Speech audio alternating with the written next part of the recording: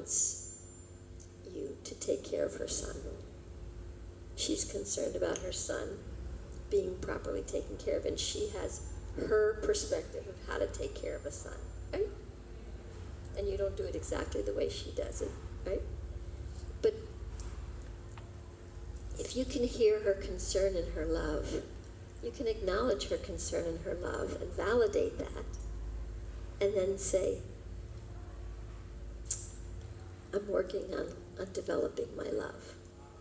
And you are working on developing your love. You're working on developing your love of Krishna.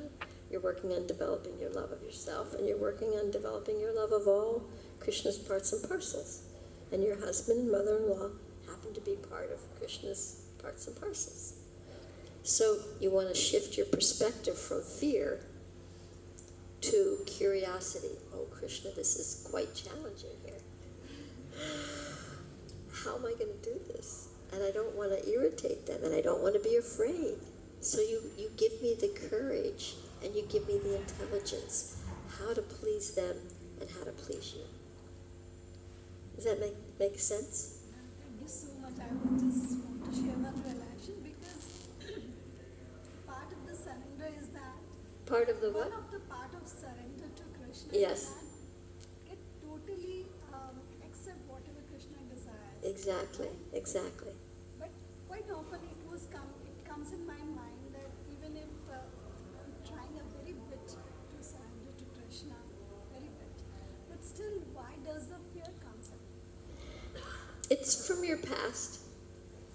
Usually the things from our past, something happened, and fear may be one of the things in your past life that you didn't fully complete. So you could say, Krishna, let me trust you. Let me know that you're not gonna let me get separated from you. You know, you help me. I need you, Krishna. I need you. I want to trust you. Help me to trust you and let go of my fear. So you acknowledge your fear and go to Krishna. Krishna's the great support system, I'll tell you. He's the best. Talk to Krishna. Talk to Chaitya Guru. Ask Krishna.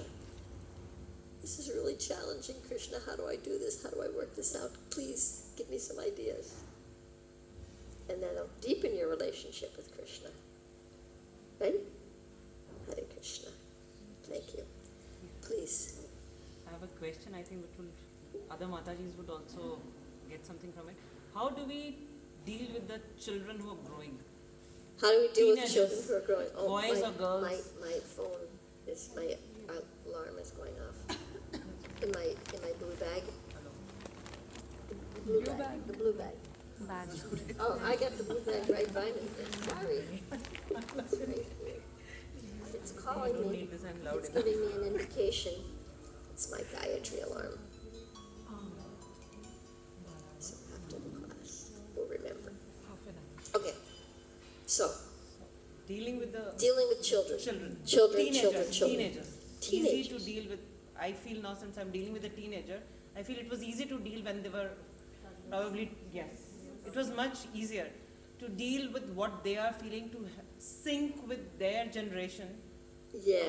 And be at ease. Okay. At least E of ease. Yes, the E of ease. So children are parts and parcel of Krishna too. And there's two times in the development of a child where autonomy is very important. One of those is the age of 2, when they start learning to say no.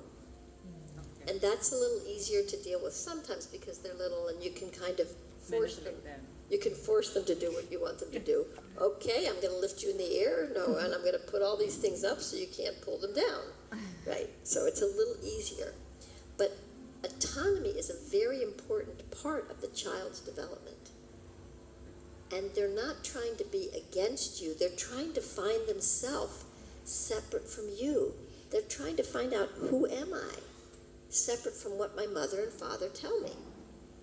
So this is an important part of their development. It's not that they're just trying to rebel and that they hate you.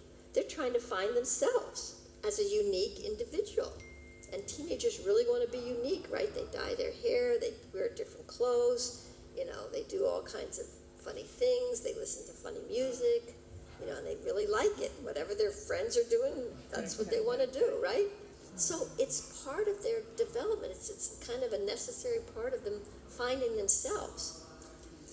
When you support them in that development, and by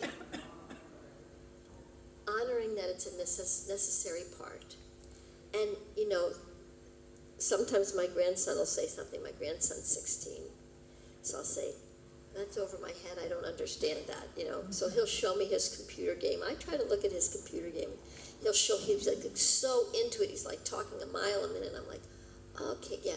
And then, so we'll play a game, and I'll say, "That game's too hard. Let's play a simple game." Then he shows me a simple game, and then my 14-year-old grandson, he says, "Grandma, come on, do this. You gotta do this one." And so, play with them a little bit. Get interested in what they are doing, even if it's not that interesting. I've used some examples about computer games in my talks because I learned something from my grandson. That in a computer game, you do one level, and then when you complete that level, you go to the next level and you don't go back. So that's the same thing in spiritual life. We're on one level, right? And then we complete certain things, and then we go to the next level. But this is a brand new level. We don't know anything about this level. So but probably I think when you're raising the first child, if you have two or a single, you have so much of, you feel that they're your property, that once they start looking at that they're going to finding themselves on their own, though you become insecure. You're scared. Yes, you're scared they'll do something wrong. Yes. The children are doing like that. You read the newspapers, this will go wrong. So probably all those. Okay, here. Parents, especially mothers, but all parents, we do not want our children to ever, ever, ever, ever have to suffer. Right. We never want them to suffer. We would rather suffer ourselves. We never want our kids to suffer. Guess what? This is the world of suffering. They will suffer, and suffering is meant to teach us things. Suffering is meant as a learning, and sometimes when we suffer, we learn a lot faster. So our job as parents of teenagers is to really let them know that we love and accept them unconditionally, and that if they ever need us, we're there for them. So if they come to us with a problem, instead of saying, "Why did you do that? What are you thinking? How could you do that?" then they're afraid of us.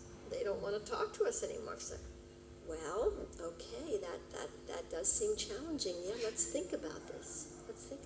What happened?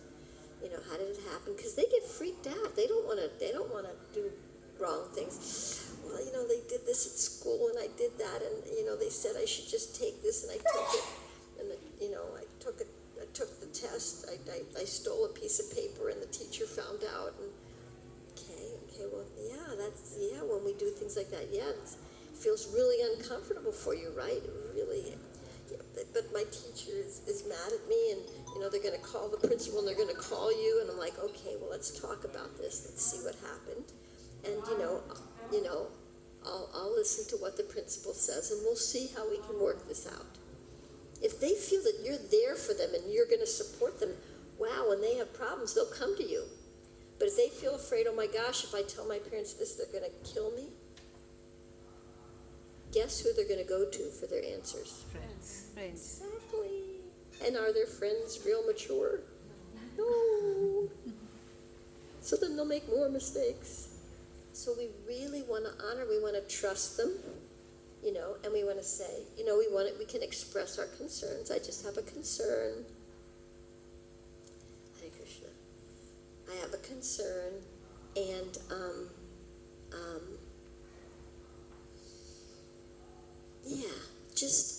just be intelligent. Tell your kids, I know there's drugs around and stuff like that, and just use your intelligence.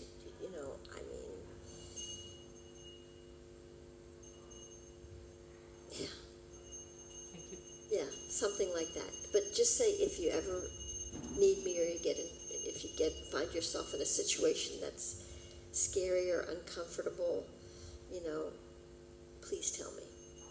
So one time my grandson, told his mother, I'm feeling, like I'm going to miss out on something.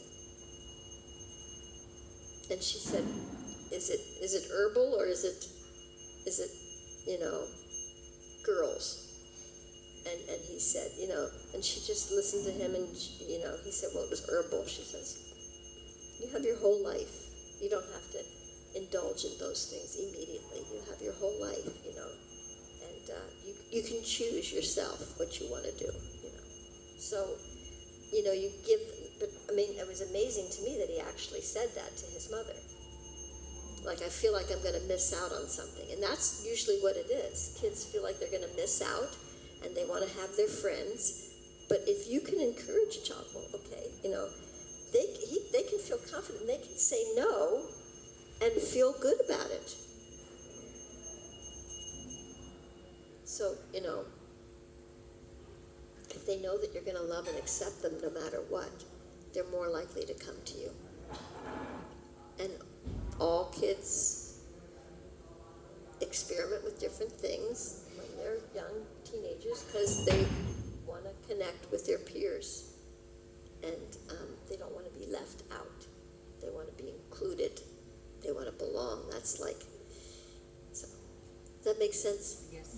Yeah, and when you tell them, I trust you, and but if you ever find yourself that you've made some decision that's actually feels uncomfortable and you feel like you're in trouble, please don't be afraid to come to me.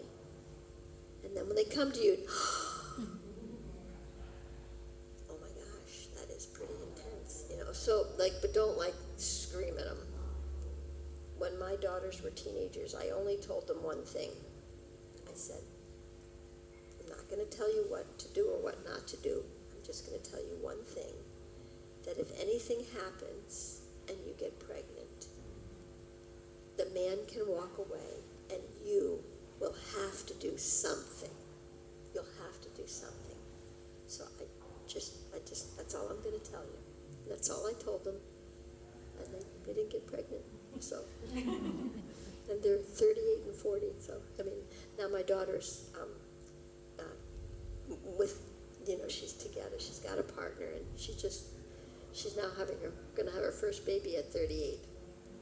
So, they can get the instruction without the pressure. Thank you.